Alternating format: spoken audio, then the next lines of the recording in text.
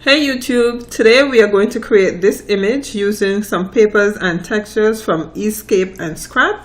So let's get started. So the first thing we're going to do is create a new document, a new blank document, and mine is going to be actually 16 by 20. Okay, I didn't choose it for any particular reason. I am just using a size that I like.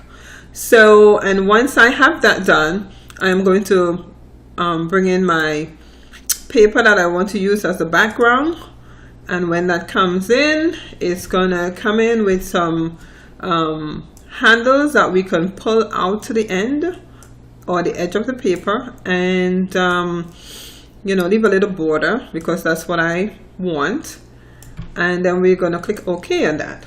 And once we have that done, I'm going to add an adjustment layer, a curves adjustment layer, just to make the paper just a little bit darker because I think it's a little bit too bright. And once I have that done, I am going to bring my image in. And my image is the image of a bride and groom. And I'm going to just put it in the middle of the image. All right, so once I have that come in, that's all done. I'm going to scale it, make it a little smaller because I know that the frame that I'm going to use is going to be it's a little bit small, so I didn't want it too big. So then I go to File, Place, and here my frame is. Now if you notice, I did make a little folder with all the elements that I'm about to use. So what I did was, when I went to Escape and Scrap, that's the nifty, it's a nifty boutique store that sell all these little trinkets of papers and stuff. When I went there, what I did, I actually put look for all of the papers and everything that I needed, and I put them into one folder so that I don't have to go all over my computer to look for the elements that I wanted to use to create this this image that I'm creating here. So I have that in the right way I want it, and then I am just going to add a wreath above the couple. You know, sometimes they use these wreaths, most of the times they use them maybe by the seaside, or if they're in a gazebo. I just liked it, so I'm going to use it. So it came in below, so I'm just going to move it on top, and I'm just going to adjust it using the free transform tool to where I want it. I don't want it blocking the bride and the groom, I don't want it blocking their faces, but I do want it around the image. So I'm just going to just drag it out, just to where I want it. I also wanted to kind of hide that palm leaf that's blocking them on the edge there, so I put it to get that away, to hide it up, all right. And once I have that done, I am going to add some decorations. So I have this little decoration in the bottom here. I like it. So I'm going to drag it down to the bottom because that's where I want it to go, and I'm going to make it a little smaller to fit right across the bottom of the frame. And once I have that done, I'm going to bring in another little element that I like. And this element is this little thing right here.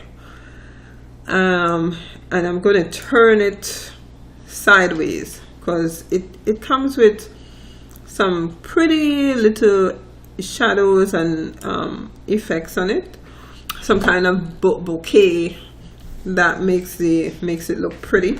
But I'm going to make it a little smaller because there's still some more elements that I want to bring in, and I really don't want it to be in the way, but I just like the way it looks. So I'm going to put it right there, and then I'm going to bring in these little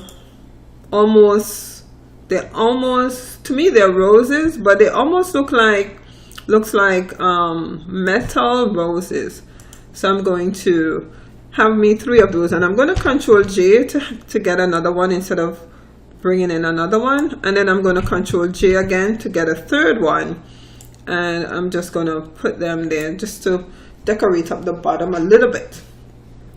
So once I have that done, I am going to add a few more elements, and I'm just looking at what I'm doing. So let me see. I'm just going to add like a tag that says oopsie. I'm going to add a tag that says always and forever. Let me put the tag in first, and this is the tag. I'm going to put it up in the right hand corner, top right hand corner, just right here. And then I'm just going to write the words in. You can see that's just good right there. And because all bride and grooms hope that they're going to be always and forever. Now my type tool is taking a little while to come in. My computer is old. I'm using CS6.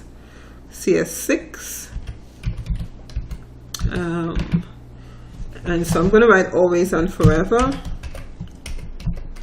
VER. It's in Edwardian script, and I don't want Edwardian script. I want something else that is maybe that's a little bigger, but maybe not as big as C12 font. And then I think I want it blue, so I'm probably going to use the blue that is on the groom sleeve, and maybe I'm making a little more blue, make it stand out some. Yeah, I think if that works. So you can just do whatever you want. I'm just showing you the technique I use, and you can modify it and do whatever you want with it. Alright, so I'm just going to move the always and forever over, and then I'm going to add 2 pieces of bling at the end of it. Right here is my first one. I'm just going to scale it down so that it fits right there, and it's not too big. And then I'm just going to Control J to make another one instead of having to file place it again, and put it at the end of this one. And so there you have it. It's all finished, and I'm very happy with that. So I hope you like it, and I hope you check out Escape and Scrap. I hope you also subscribe to my channel if you like what I just showed you, and I hope to talk to you again. All right, so leave me a comment. Comments are always helpful. Leave me a comment, and I look forward to seeing you.